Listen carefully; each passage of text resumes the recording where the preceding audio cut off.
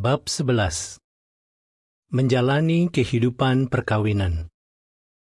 Kasih tidak akan berakhir. 1 Korintus 13 ayat 8. Paragraf 1 dan 2. Pertanyaan. Apakah perkawinan yang mengalami kesulitan itu gagal? Jelaskan. Perkawinan adalah hadiah dari Yehuwa yang bisa membuat seseorang lebih bahagia.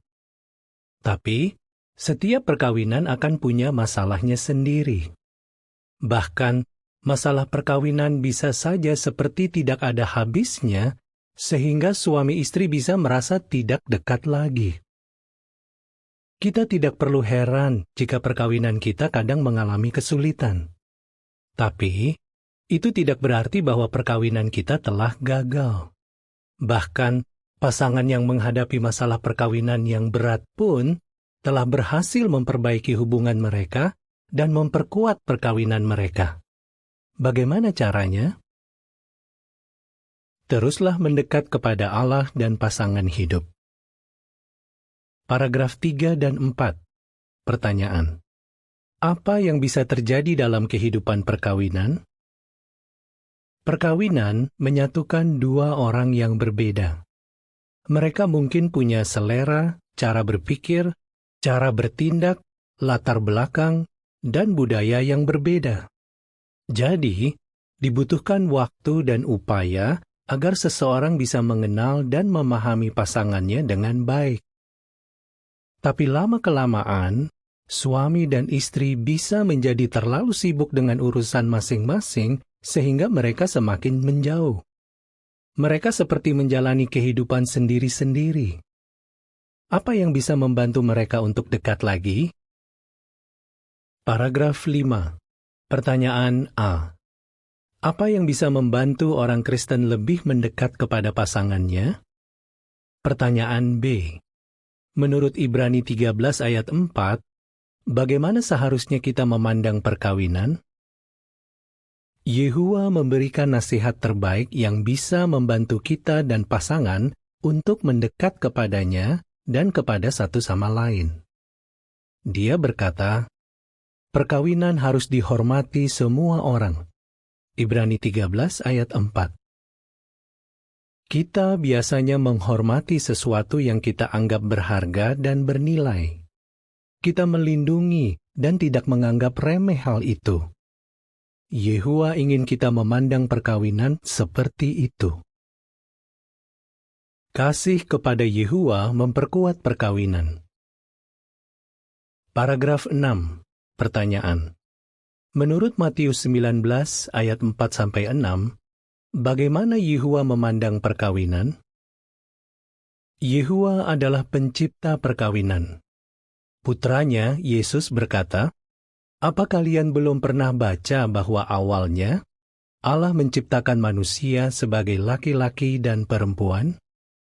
Allah berkata, karena itu seorang pria akan meninggalkan ayah dan ibunya dan akan terus bersama istrinya, dan keduanya akan menjadi satu. Maka mereka bukan lagi dua, tapi satu. Jadi, apa yang telah disatukan Allah tidak boleh dipisahkan manusia. Matius 19 ayat 4-6. Sejak awal, Yehuwa merancang perkawinan untuk berlangsung selamanya. Dia ingin agar keluarga akrab, bahagia, dan menikmati kehidupan. Paragraf 7. Pertanyaan. Bagaimana agar perkawinan bisa lebih kuat? Dibanding dulu, pasangan pada zaman sekarang menghadapi lebih banyak masalah. Kadang, masalah mereka begitu parah sampai-sampai mereka berpikir bahwa perkawinan mereka tidak bisa diselamatkan lagi dan mereka pun menyerah. Tapi, jika suami istri mengerti cara pandang Yehuwa terhadap perkawinan mereka bisa bahagia. Paragraf 8 dan 9. Pertanyaan A. Kapan kita perlu mengikuti nasihat Yehuwa tentang perkawinan? Pertanyaan B. Bagaimana kita menunjukkan bahwa perkawinan itu berharga? Nasihat Yehuwa selalu untuk kebaikan kita. Seperti yang disebutkan tadi, Dia menasihati kita, perkawinan harus dihormati. Ibrani 13 ayat 4. Jika kita mengikuti nasihat Yehuwa, bahkan saat itu tidak mudah dilakukan, kita pasti akan mendapatkan manfaatnya. Karena perkawinan kita sangat berharga, kita tidak ingin merusaknya dengan perbuatan atau kata-kata kita. Malah, kita ingin agar hubungan kita dengan pasangan kita semakin kuat. Bagaimana caranya?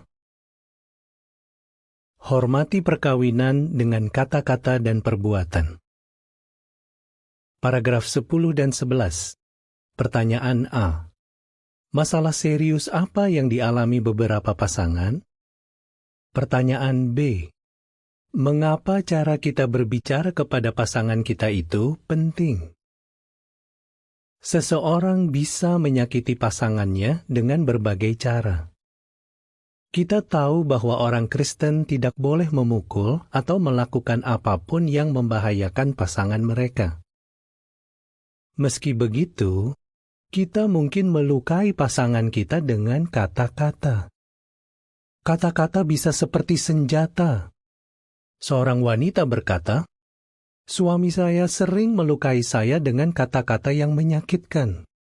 Dia suka mengatakan, 'Kamu hanya jadi beban,' dan 'kamu ini tidak berguna.'" Memang, lukanya tidak kelihatan, tapi sebenarnya hati saya sangat terluka. Seorang suami bercerita bahwa istrinya suka menggunakan kata-kata dan panggilan yang menghinanya. Dia berkata, "Kata-katanya sangat kasar, sampai-sampai saya tidak bisa mengulangi kata-katanya. Saya tidak kuat berbicara dengan dia. Itulah sebabnya saya bekerja lembur. Di kantor jauh lebih aman daripada di rumah." Sekarang, kata-kata yang menyakitkan dan kasar yang membuat seseorang sakit hati semakin umum. Jika suami dan istri saling menghina, itu bisa melukai perasaan mereka dan dibutuhkan waktu yang lama untuk menyembuhkan luka seperti itu. Jelaslah, Yehuwa tidak mau suami istri melakukan hal itu. Tapi tanpa kita sadari, kita bisa melukai perasaan pasangan kita. Kita mungkin merasa bahwa kita sudah baik kepada pasangan kita. Tapi apakah dia merasa begitu? Jika ternyata kata-kata kita melukai pasangan kita, apakah kita mau berubah? Efesus 4 ayat 31 mengatakan, "Buanglah dari diri kalian segala perasaan dendam, amarah, kemurkaan, teriakan, hinaan, dan semua hal yang menyakitkan." Paragraf 12. Pertanyaan. Mengapa kita perlu menjaga cara kita berbicara kepada pasangan kita? Cara kita berbicara kepada pasangan kita, baik di depan umum atau saat berdua, penting bagi Yehuwa. 1 Petrus 3 ayat 7 mengatakan, "Begitu juga kalian para suami, perlakukan istri kalian dengan penuh pengertian selama kalian tinggal bersama. Berikan perhatian kepada wanita itu seperti kepada benda yang lebih lemah, karena mereka juga mewarisi karunia kehidupan bersama kalian yang berasal dari kebaikan hati Allah. Kalau tidak, doa kalian tidak akan didengar." Yakobus 1 ayat 26 mengingatkan kita, kalau ada yang berpikir bahwa dirinya penyembah Allah, tapi tidak mengendalikan lidahnya, dia menipu dirinya sendiri dan ibadahnya sia-sia. Paragraf 13. Pertanyaan. Apalagi yang harus diperhatikan suami istri? Ada hal lain lagi yang harus diperhatikan oleh suami istri. Misalnya, bagaimana perasaan pasangan kita jika kita mulai menghabiskan banyak waktu dengan orang lain? Meski kita melakukannya tanpa maksud buruk, seperti untuk berdinas atau membantu orang yang kesulitan, apakah pasangan kita akan sakit hati? Seorang istri Kristen berkata, "Suami saya menggunakan banyak waktu dan perhatiannya untuk saudari lain di sidang. Saya jadi sakit hati dan merasa bahwa diri saya tidak penting." Paragraf 14.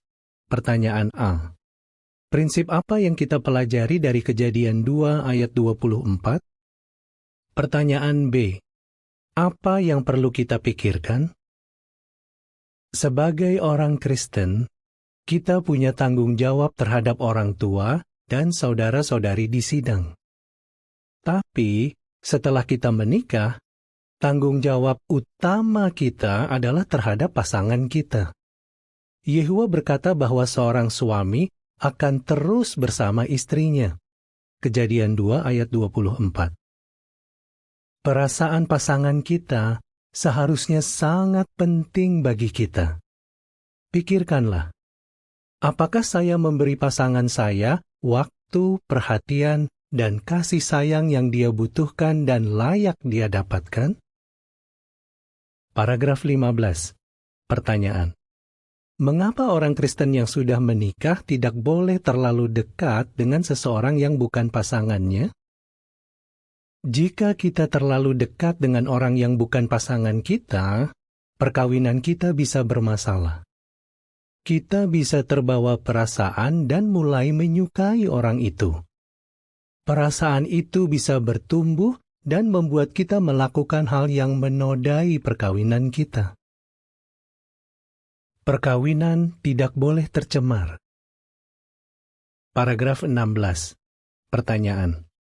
Perintah apa yang Alkitab berikan tentang perkawinan? Setelah menyebutkan bahwa perkawinan harus dihormati, Alkitab menyatakan bahwa perkawinan juga tidak boleh tercemar karena Allah akan menghakimi orang yang berbuat cabul dan yang berzina. Ibrani 13 ayat 4. Jadi, bagaimana kita bisa menghormati hal ini dan tidak mencemarinya? Paragraf 17. Pertanyaan A. Bagaimana pandangan banyak orang sekarang tentang perselingkuhan? Pertanyaan B. Bagaimana seharusnya pandangan orang Kristen tentang perselingkuhan? Ada yang berpikir bahwa selingkuh itu tidak salah. Kita tidak mau dipengaruhi oleh pandangan seperti itu. Yehua jelas-jelas menunjukkan bahwa dia membenci perbuatan cabul dan perzinaan. Roma 12 ayat 9 mengatakan, "Kasih kalian harus tulus.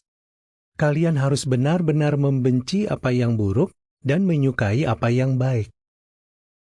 Jika kita berhubungan seks dengan orang yang bukan pasangan kita, itu berarti kita mencemari perkawinan kita dan tidak menghormati standar Yehua. Selain itu, persahabatan kita dengan Yehua juga bisa putus. Jadi, hindarilah bahkan langkah-langkah awal yang bisa membuat saudara berzina. Ini termasuk memikirkan hal yang tidak pantas tentang orang lain. Paragraf 18. Pertanyaan A. Mengapa berzina disamakan dengan menyembah Allah palsu? Pertanyaan B. Apa pandangan Yehua terhadap perzinaan? Dalam hukum Musa, berzina adalah dosa besar, sama besarnya dengan menyembah Allah palsu. Hukuman untuk kedua perbuatan ini adalah hukuman mati. Mengapa berzina disamakan dengan menyembah Allah palsu? Jika seorang Israel menyembah Allah palsu, dia mengingkari janjinya untuk setia kepada Yehua. Jika seseorang berzina, dia mengingkari janjinya untuk setia kepada pasangannya. Maleakhi 2 ayat 14 mengatakan, "Kalian bertanya, kenapa begitu? Karena Yehua bersaksi bahwa kalian telah mengkhianati istri yang kalian nikahi sewaktu muda, padahal dia pasangan kalian dan istri kalian yang sah." Jelaslah pada zaman dulu, Yehua memandang perzinaan sebagai dosa besar. Paragraf 19. Pertanyaan. Mengapa kita tidak mau berzina? Sekarang, meski kita sudah tidak menjalankan hukum Musa, pandangan Yehuwa tentang perzinaan tidak berubah. Karena kita tidak mau menyembah Allah palsu, kita juga seharusnya tidak mau berzina. Jika kita berzina, itu berarti kita tidak menghormati perkawinan kita dan Allah kita, Yehuwa. Catatan nomor 26. Perceraian dan perpisahan. Yehuwa ingin agar suami dan istri terus bersama selama mereka hidup. Dia hanya mengizinkan perceraian jika salah satu dari mereka terbukti berzina. Jika itu terjadi, Yehuwa mengizinkan pasangan yang tidak bersalah untuk memutuskan apakah dia mau bercerai atau tidak. Kadang, ada orang Kristen yang memutuskan untuk berpisah dengan pasangan mereka meski tidak ada yang berzina. Seorang Kristen bisa mempertimbangkan untuk berpisah dalam keadaan-keadaan berikut ini. Tidak dinafkahi dengan sengaja. Seorang suami tidak mau menafkahi keluarganya sampai-sampai keluarganya tidak punya uang atau makanan. Dianiaya dengan kejam. Pasangan dianiaya sampai-sampai kesehatan atau nyawanya terancam. Hubungannya dengan Yehuwa sangat terancam. Seorang suami atau istri menyebabkan pasangannya sama sekali tidak bisa melayani Yehuwa. Akhir catatan. Cara memperkuat perkawinan. Paragraf 20. Pertanyaan. Apa yang dilakukan orang yang bijak terhadap perkawinannya?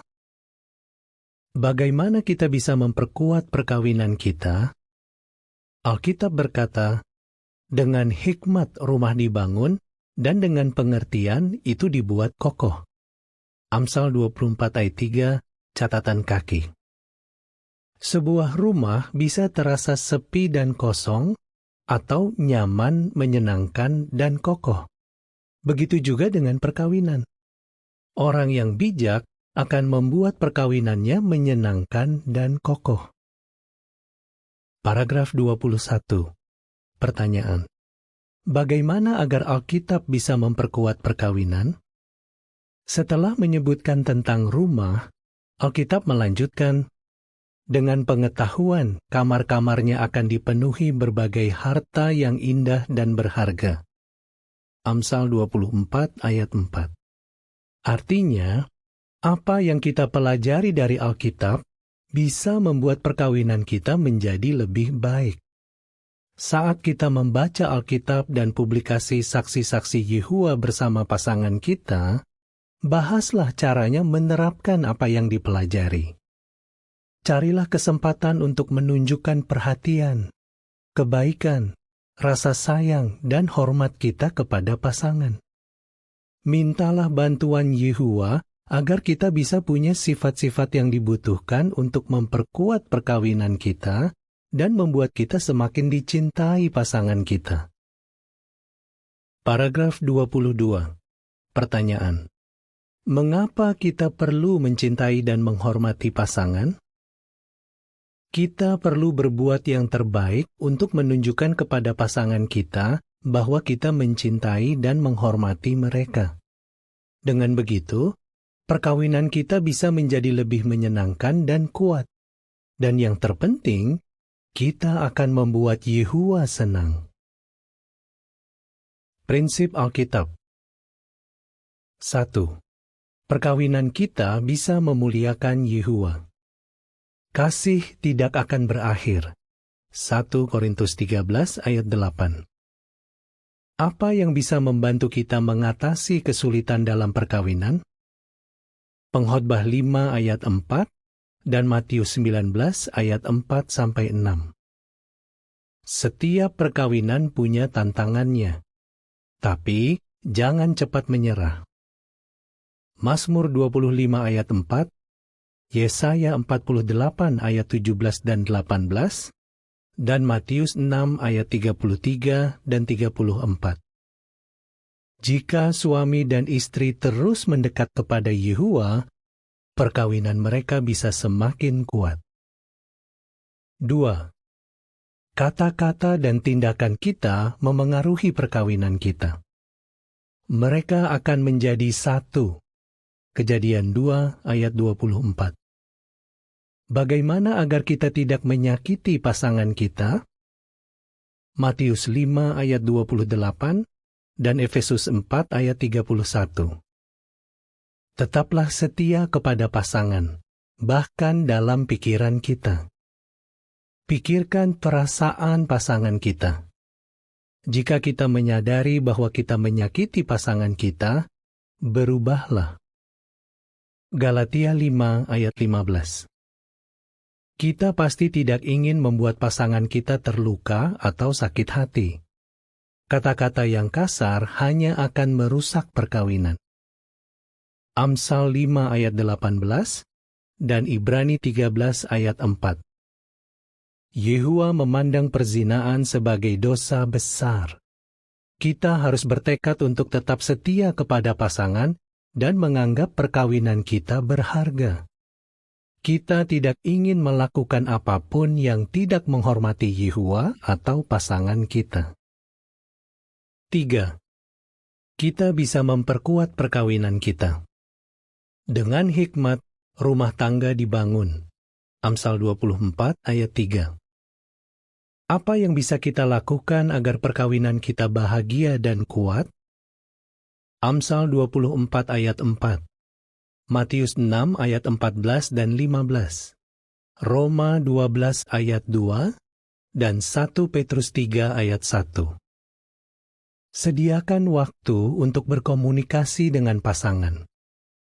Kita perlu mencintai, menghormati, dan berbaik hati kepada suami atau istri kita.